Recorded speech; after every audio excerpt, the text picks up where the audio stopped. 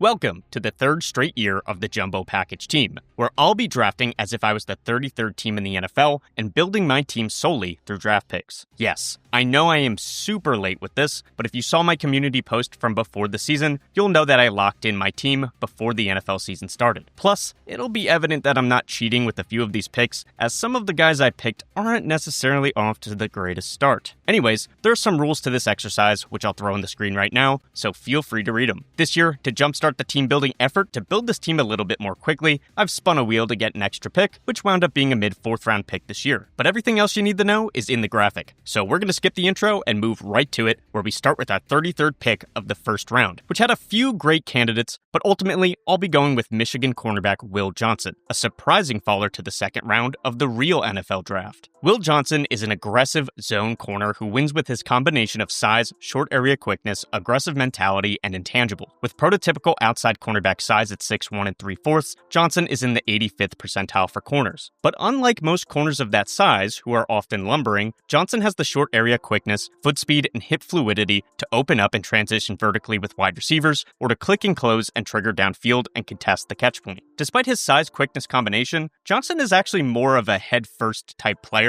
who wins with the mental side of his game. He's best playing from a top-down alignment in zone coverage with his eyes forward and the wide receiver in front of him, where he shows excellent anticipation to diagnose route concepts and break on plays before the quarterback even sees him coming, allowing him to blow up screens behind the line of scrimmage or pick off the ball on underneath throws. Johnson consistently stays balanced at his back pedal, ready to break downfield at any given moment, and when he does trigger downfield, he does a great job of boxing out the wide receiver at the catch point to secure the turnover. Winning with his mind gives him a lot of upside because, typically, the more cerebral corners are the ones who don't have the size and athleticism. But Johnson does have it, so even if he doesn't always win with his athleticism quite yet, he has the ability to learn how to do that and add it to the intangibles that he already has. Johnson's confidence in his play diagnosis allows him to be aggressive in all phases of the game. In coverage, Johnson loves to get involved at the catch point when he finds himself in position to make a play on the ball, and he's physical in coverage, using his strength to disrupt wide receivers' release at the line of scrimmage or to reroute wide receivers during their routes. His aggressiveness also shows in the run game, where his willingness and effort go a long way at a position where players are sometimes disinterested in playing the run. He actively works to get off blocks, he consistently fills his gap, and he has the effort to track down players across the field or to stay in position when other DBs would sit back and take the play off. Although he has some deficiencies as a tackler, his effort alone already makes him a better run defender as a corner than many others. Although not quite there at the moment, Johnson should be a versatile corner as well, having lined up in the slot and outside, and having been tasked with playing press coverage and off coverage in both man and zone. I thought he flashed in true press snaps, showing a strong, accurate punch to dictate reps from the beginning, but for reasons we'll discuss in the weaknesses section, Johnson is really at his best as an off-zone corner in my opinion. Johnson also doesn't require much projection, as we've already seen him play at a high level in college. As a 3-year starter from Michigan, Johnson finished his collegiate career with 9 interceptions, 3 of which he returned for a touchdown, and only 2 touchdowns allowed, neither of which were allowed in his last 2 seasons. In his last full collegiate season, 2023, coming off a knee injury, Johnson earned first-team All-American honors after a season with 27 tackles, 4 picks, 4 PBUs, and only allowing a 30.9 passer rating in coverage, which was the second best in the nation. In fact, from 2022 to 2024, Johnson's passer rating allowed of 31 was the second lowest allowed. But as there is with every prospect, he does have some concerns. My biggest gripe with Will Johnson is that he does a poor job getting his head around and locating the ball on throws over his shoulder. There were too many plays where he fell behind a few steps or was playing from a trail technique and the ball was thrown and he wouldn't even bother to locate the ball. He'd just lunge at a receiver, getting a penalty, or he'd not even put a hand into the catch point because he had no clue where the ball was, allowing an easy reception. A few times he did try to get his head around and find the ball, but on those plays he struggled to maintain his coverage while tracking the ball, so he basically puts himself in a spot where either he knows where the ball is or he knows where the wide receiver is, instead of both. I haven't seen a single person mention this about Johnson, so maybe it was just a problem in the specific games that I watched of him, but I still think that this is an issue that could potentially be exploited in the NFL if he doesn't clean it up. Another problem with Johnson is that although he has great quickness for his size, he has below average long speed and recovery speed for a cornerback. When he gets beat vertically, he struggles to catch back up, and the below average speed in the first place can lead to him getting beat over the top. Because he was often in zone coverage, he wasn't tested vertically all that often, but it can definitely show up in a lack of closing burst at times to contest the catch point, as well as if he finds himself too far away in zone. I also think that his short area quickness didn't transition well to man coverage, where he struggled to consistently mirror wide receivers and anticipate route breaks, leading to being very grabby or just falling behind in both vertical and lateral transitions. Although Johnson is also a very high IQ player, his aggressiveness does come back to bite him a lot. From a technique standpoint, his aggressiveness shows in his frequent tendency to open up his hips too early or to commit his leverage in a certain direction too early, allowing a wide receiver to cut back across his momentum and requiring him to adjust back the other way. This leads to him turning his back to the receiver and the quarterback, disconnecting the continuity of his vision on the receiver. He also takes very aggressive angles to the ball at times and comes in with a high pad level, resulting in overrunning tackles. I think he needs to be more patient sometimes when coming to balance as a tackler, because he'll often just fly downfield recklessly, sometimes directly into blockers, but other times just not paying attention to the ball carrier's hips, leading to him getting juked out. His aggressive nature can also lead to him being very boom or bust in coverage. This guy has never seen a double move that he didn't like, and when paired with his lack of recovery speed and struggles getting his head around on vertical throws, the problem there is kind of obvious. On top of this, there are times where he'll try to jump the route but miss the ball, leading to the receiver making an easy catch behind him and being able to run without a defender in position to make the tackle. For that reason, I think having him as a cornerback requires you to have some really smart and solid safety play behind him. Of course, with Johnson, you also have to talk about the injury concerns, suffering 4 separate injuries in his last 2 seasons at Michigan, which I discussed in the Draft Ballers video, so I won't detail it too heavily here other than to say that it's a concern. But Johnson's upside is so intriguing because the guy is a high motor player putting in 100% effort, winning the game with his mind. It's easier to coach aggressiveness out of a player than it is to coach it into them. He clearly cares, he wants to win, he wants to eat, and on the jumbo package team, boy, we are going to let him eat. I want to paint a full picture of the player for you, so I have to give you the weaknesses, but none of these weaknesses are things that can't be fixed. Be more patient approaching the ball as a tackler, turn down the aggressiveness jumping passes by 10%, get some more experience in man coverage so you can learn to anticipate route breaks a bit better, just work on locating the ball over the shoulder while staying in phase with receivers. If he could do this stuff, this guy can be an elite corner, obviously premised on his ability to stay healthy, so I'm excited to welcome him to the jumbo package team.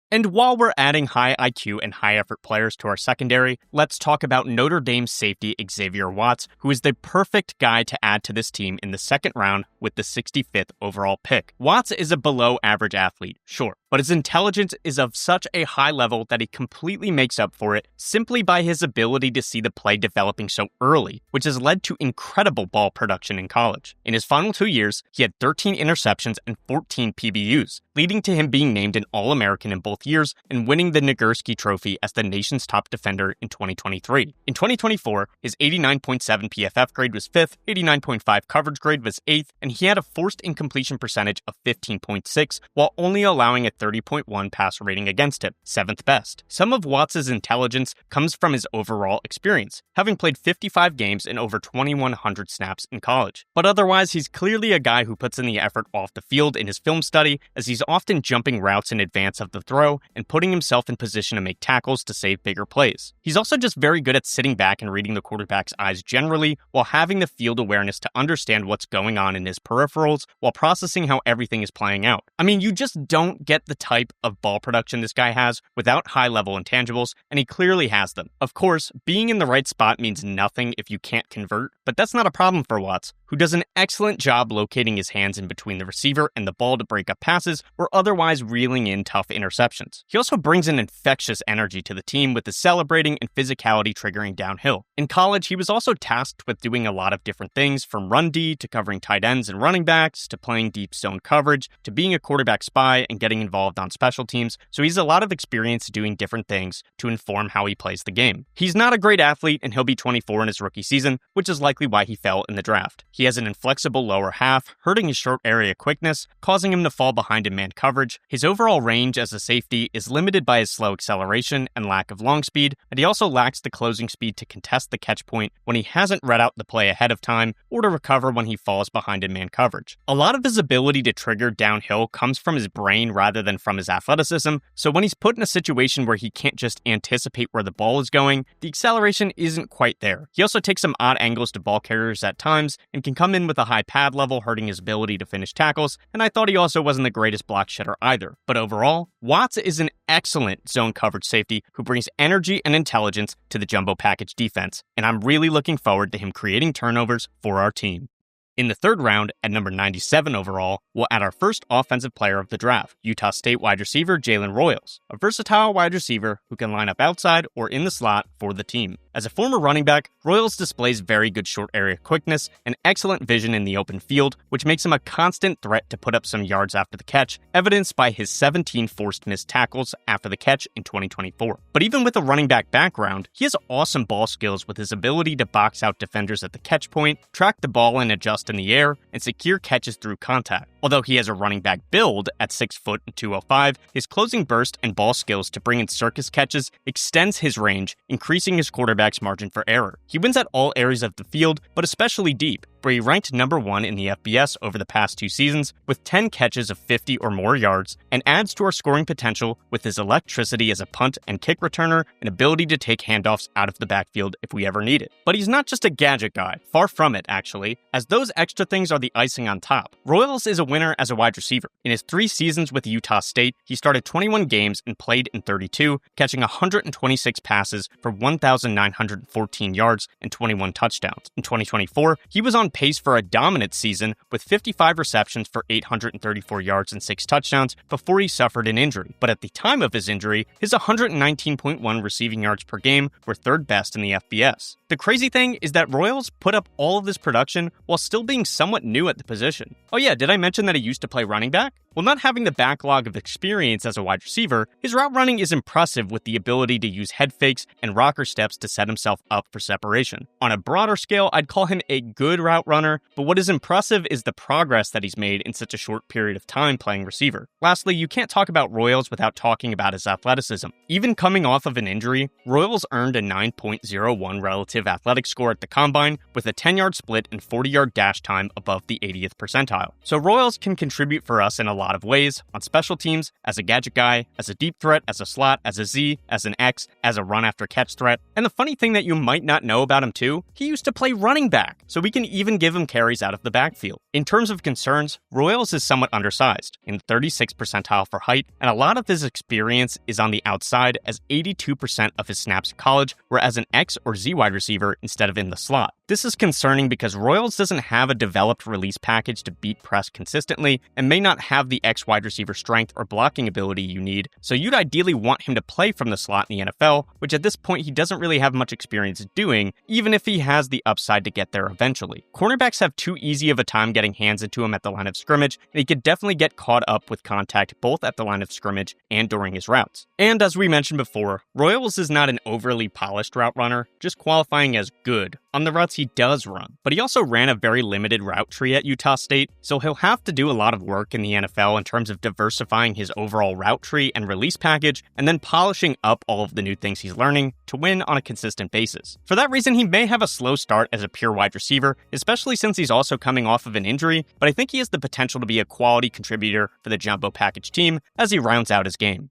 As we move to our next player, our mid-4th round pick at 127 overall, this is where I remind you that some of our picks are not off to a great start. You see, 3 of our next 5 picks have been cut and are now on practice squads. At least one of those is injury related, so I'm not too beat up about it, but the other 2 were big surprises to me. One of those players is LSU edge rusher Bradyn Swinson, who was a surprising faller in the draft and now a surprising cut after the end of the preseason. Swinson is a player who I thought would take some time, coming into the league as an average pass rusher and below average average run defender in the NFL from day one, with potential to become a great pass rusher and potentially a 3-down player with average ability to play the run. Given that he's now on the Patriots practice squad, this future is still a possibility, so let's talk about why I came to that conclusion. As a pass rusher, Swinson has a variety of pass rush moves, including a swipe, bull rush, speed to power, cross chop, ghost move, and rip move, which allow him to effectively get off blocks when he actually uses them and converts on the move. His problem is that he too often approaches reps without much of a plan, choosing to try to run directly through offensive linemen instead of using an inside or outside counter. Although Swinson has accurate and heavy hands to punch inside an offensive tackle's frame and get some initial drive off the ball, he didn't consistently show the leg drive to collapse the pocket, often stalling out after a few steps. That's not to say that he didn't ever win with power, because he certainly flashed the ability to do so, but he didn't win with power consistently enough to justify it being his preferred method of attacking offensive linemen. In my opinion, Swinson has more upside as a finesse rusher who uses power as a changeup rather than the majority of his game. With good get-off, a variety of pass rush moves, and the lateral quickness to shift gaps, he has the potential to threaten the edge or win with inside counters more consistently. What he really needs to add to his game is a more consistent and effective rip move, which would allow him to bend inside and flatten his angle to the quarterback. There are a lot of reps on tape where he gets a step on an offensive lineman to the edge and has them in position to hook his arm underneath and run the arc to the quarterback, but he fails at it more times than not. For example, here's a play against Arkansas where he can't make it work despite having the angle to do so. But then watch Ruben Bain convert this play with a beautiful rip move that forces the quarterback to step up. Even struggling in this area in college, he still had a 34.1 pass rush win rate in 2024 and was tied for first with a pressure rate of 1 pressure per every 5.2 pass rush snaps. So my thought is that if Swinson could just refine his rip move and focus more on rushing to the shoulders of the offensive tackle rather than through the offensive tackle, he'll be able to convert these additional opportunities to win from the edge. When combined with adding some lower leg drive to win with power more often, he could potentially be a very dominant pass rusher if it all comes together. As a run defender, Swinson is very hit or miss because he wins against the run by knifing into gaps rather than anchoring down. His style is flashy because when he guesses right, he'll come up with these huge, momentum-shifting TFLs that make viewers question how he could possibly be an inconsistent run defender. But the truth is that it's a very dangerous way to play the run. To explain this in a very, very simplified way with practically no nuance, in order to win with this play style, 3 things need to go right.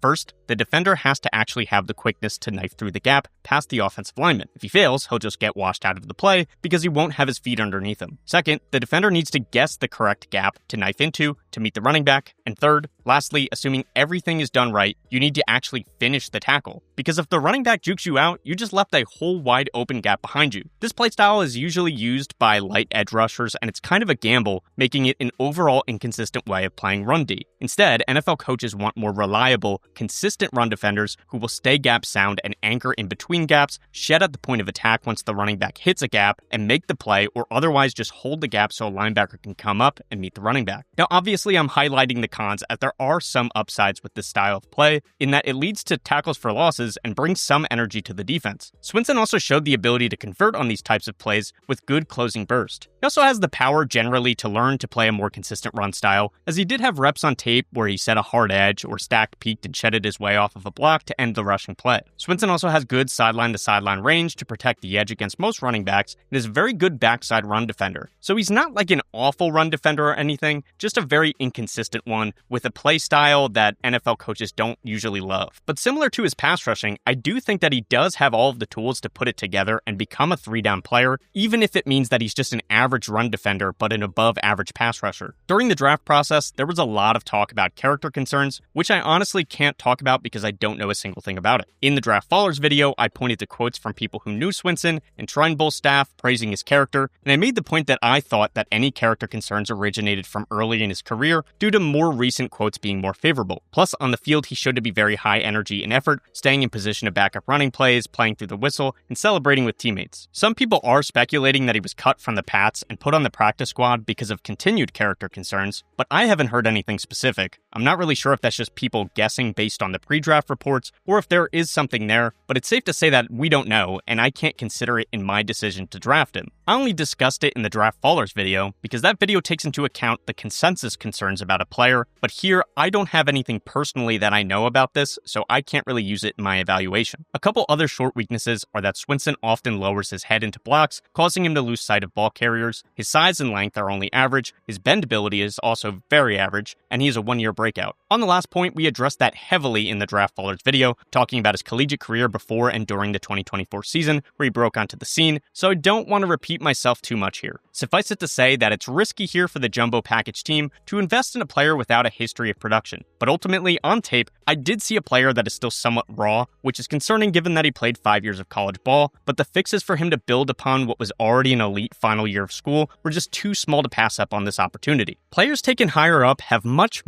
more work to do to even flash some of the potential that he showed, so he's right there in my opinion. He just needs to refine his game and become more consistent in a few areas to have a lot of upside, so I'm taking my shot. Speaking of taking shots, let's talk about our next pick. I feel like when I say things like speaking of taking shots as a segue, most of my audience by now expects that I'm going to start talking about a player who's been arrested for shooting someone or has an alcohol addiction or something, but that's surprisingly not the case. I just didn't know what else to say. Instead, we're talking about a player who's polarizing for about literally every other reason besides those two things, which is Colorado quarterback Shedeur Sanders, our pick at number 135 overall in the 4th round. At this point, Shedeur has gotten a ton of runtime on this channel. I have a whole film breakdown of him. We discussed him in the biggest storylines of the 2025 draft video. We also spoke about him in the biggest fallers of the draft video. There really isn't much else for me to add here, especially since my subjective opinion of him is already detailed in the independent film breakdown I have of him, even if the other 2 videos just talked about the objective consensus view of him. For that reason, we'll be real quick here. Shedeur is a player with a pretty high floor because of his accuracy, but he needs to learn to play in a way that accentuates his strengths and minimizes his weaknesses. Until he does that, he won't reach his ceiling. But he is a good player, and in my opinion, he's well worth a 4th rounder. My breakdown of him on the channel was somewhat negative because at that time, everyone was talking about him as an early 1st rounder, which I did not see. But I had a late 2nd round grade on him for a reason, and he's an easy player to pick here in the 4th because he was too talented to fall where he did if you take the non-football reasons out of it, which again, we discussed in the Draft Fallers video. I don't gotta deal with those things because this is a hypothetical exercise and my selections are generally just based on the tape grade, so I'm happy to welcome him to the team. Otherwise, I got all the film, advanced stats, and everything else in my other videos, so if you want more on him, feel free to check those out.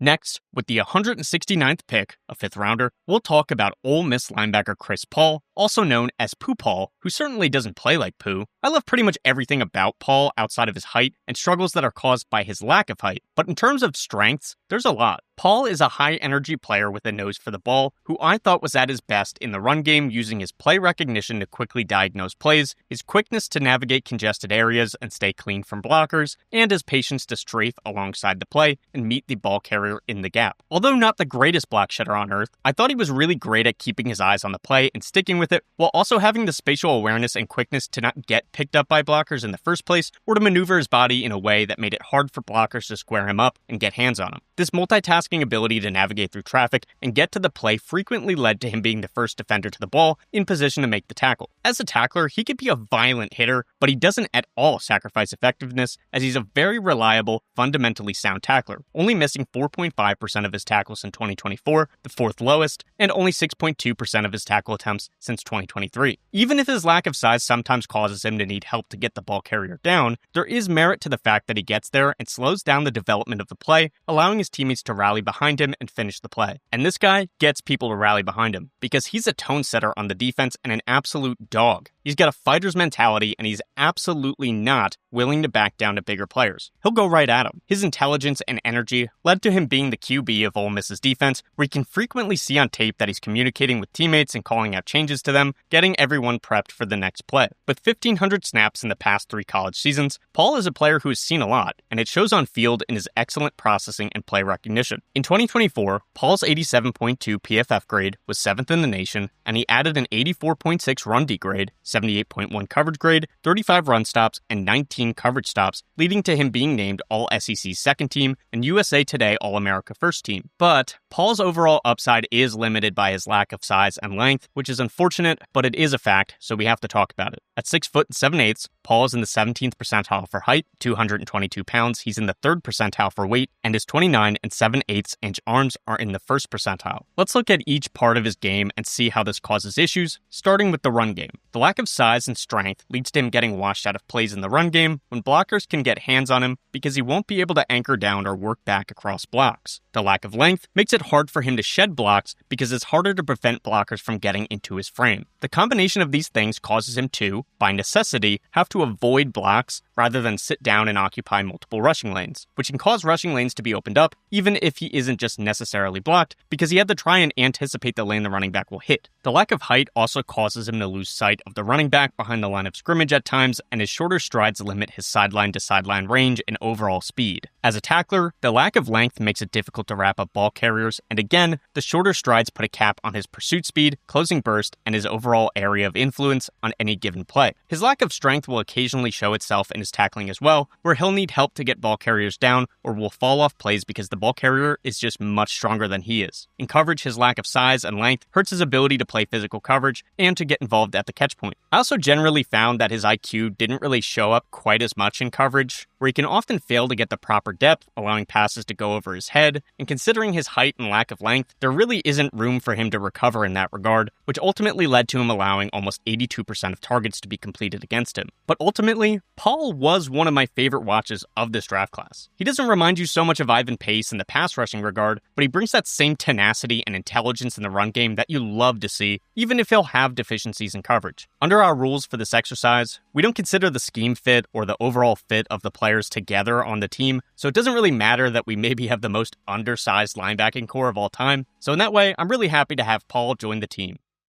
Our next player needs no introduction to the fantasy community. In the 6th round at 209 overall, the Jumbo Package team will select Bill, aka Jakori Merritt, the Arizona running back. Bill is a player that I've actually been on for quite a while, back to maybe around halfway through the season last year, if I remember correctly, when I heard Mike Reiner mention him on a podcast. I had actually even posted the community post with the team with Bill on it before Bill got a ton of attention. So believe it or not, this is not a fantasy hype pick. To be honest, I actually was kind of pissed that he got all of the hype before the fantasy season because I was going to pick him in my dynasty draft, and we didn't draft until late August, so by that time it was way too late to snag him in the back end of the draft like I intended to. But due to the fantasy hype, you may already kind of know his story, so I won't go too in-depth here, other than to say that he is a 6-year college player who transferred from Alabama State to New Mexico for the 2023 season, then from New Mexico to Arizona in his final season. In 2024, due to an eligibility issue, he was only allowed to play one game for Arizona, ironically against New Mexico, where he put up 106 yards and a touchdown on 13 carries, averaging 8.2 a pop. Since he didn't play after that, he was off the radar for quite a while, but he popped back up after being named Shrine Bowl MVP after rushing for 97 yards and 2 touchdowns. Had Bill not been administratively prevented from playing in 2024, he definitely would have gone earlier in this draft. His game is defined by his short area quickness and decisiveness as a runner. He generally has very good vision and anticipation to find holes, and he doesn't hesitate in his decisions. While he's reading out the development of the play, he does a great job keeping his eyes and feet in sync behind the line of scrimmage, which allows him to hit the hole as soon as he sees it open. He capitalizes on this decisiveness and vision with his shiftiness and stop-start ability to cut across the formation into whatever lane he picks. His short area quickness and ability to make himself skinny allows him to fit through tight gaps and navigate congested areas, and he bursts out of his cuts and through gaps and maintains the momentum through his cuts, even while sequencing multiple moves. His vision translates to the second level, where he's very good at reading out blocks and the paths of defenders, and he's shifty enough to make them miss in space. He also plays with very good balance and a low center of gravity, allowing him to get the most out of each of his runs. Lastly, just as an athlete, he finished in the 80th percentile or better in the 40-yard dash, 10-yard split, vertical jump, and broad jump. In terms of weaknesses, Bill played 6 years in college, so he's an older player at 24 years old, which gives him very short run at a running back position where 28 or 29 is considered old. He mostly played at a low level of competition, so he has a small sample size playing better competition with 1 game at Arizona and 1 game at the Shrine Bowl. He's a lighter player with not much of a power profile, and he can be a bit too quick to cut runs outside at times. And he also didn't contribute pretty much at all as a receiving back in college. According to PFF, in 6 college seasons, well 5 I guess if you don't consider the last one where he only played one game, he had 34 receptions for 313 yards and 2 touchdowns on 45 targets, which is less than 10 targets per season. And that was on almost 400 routes run. So I'm not sure if this was a quarterback issue, a scheme issue, or he just wasn't a great receiver, or if he didn't have chemistry with the quarterback. I have no idea. The tape I had of him from the last 2 seasons, he barely ran any routes, so I honestly can't tell. So at this point, I just have to think that he's a non-factor in the receiving game. But overall, Bill is a solid running back who'll get us the schemed up yards and provide some great early down work with his quickness, vision, and decisiveness, even if, in theory, a normal team would probably want to supplement his skills with an additional receiving back. Welcome to the team, Bill.